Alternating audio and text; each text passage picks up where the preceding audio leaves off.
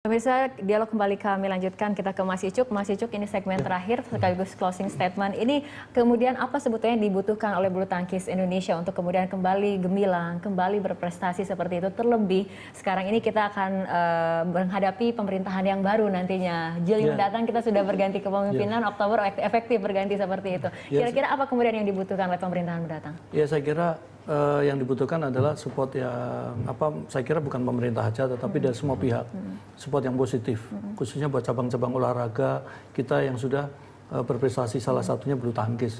Sehingga support yang positif itu ya mari kita tidak usah harus mencari kesalahan, tetapi yang terjadi ini harus diberikan jalan keluarnya seperti apa dan selama ini kendala-kendalanya seperti apa. Makanya tadi saya katakan bahwa prestasi ini kan tidak muncul tiba-tiba, tetapi melalui sebuah proses. Nah, proses inilah yang harus didukung semua pihak.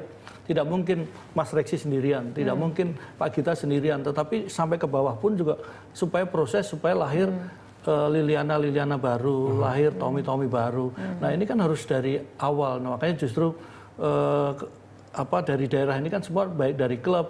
Jangan sampai klub itu harus istilahnya kan hidup segan mati nggak mau. Nah, terus udah gitu pengkotnya juga harus kondusif, pengprovnya harus kondusif. Jadi baru nanti akan melahirkan calon-calon pemain nasional yang bagus.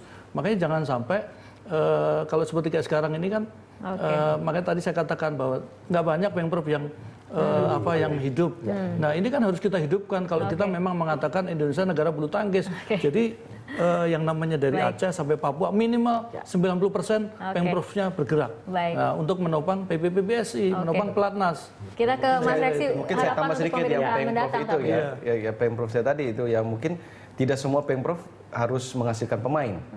Jadi istilahnya mungkin seperti gini, mungkin kita bilang ada satu saya melihat spesifik pemprov mana gitu, tapi mungkin ada pemprov yang dia tidak pernah ada pemain yang bisa menjadi pemain nasional atau pemain hebat, atau mungkin dia nggak ada pemain, ya mungkin di situ dia bisa produce wasit atau mungkin umpire,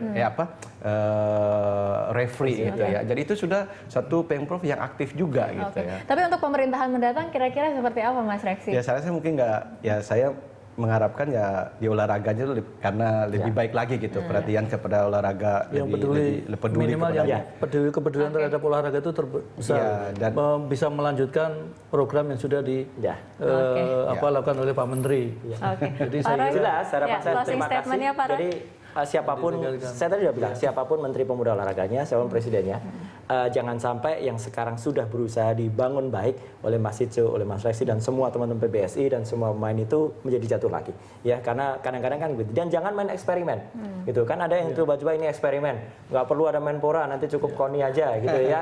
Nggak itu kalau nggak ada, nanti kasus seperti PSSI yang menyelesaikan siapa, ya gitu. Kalau ada kasus kayak gitu, nggak Polri nanti harus di bawah Kementerian Dalam Negeri, misalnya gitu, itu kan. Negeri ini bukan untuk coba-coba, negeri ini itu untuk orang yang memang benar-benar bisa tahu konsep ke depan. Tapi saya tidak akan lepas begitu saja, dimanapun kita berada. Dan saya juga mohon dukungan media, bulu tangkis ini adalah salah satu aset kita. Dimanapun kita berada, dimanapun kita posisinya, mari kita dukung kebangkitan kembali bulu tangkis Indonesia. Mari kita sama-sama mewujudkan ya kejayaan kembali bulu tangkis Indonesia seperti itu. Baik, Pak Roy, Mas Icuk dan juga Mas Reksi, terima kasih telah bergabung dan berbincang bersama kami di Prime Time Talk. Terima kasih.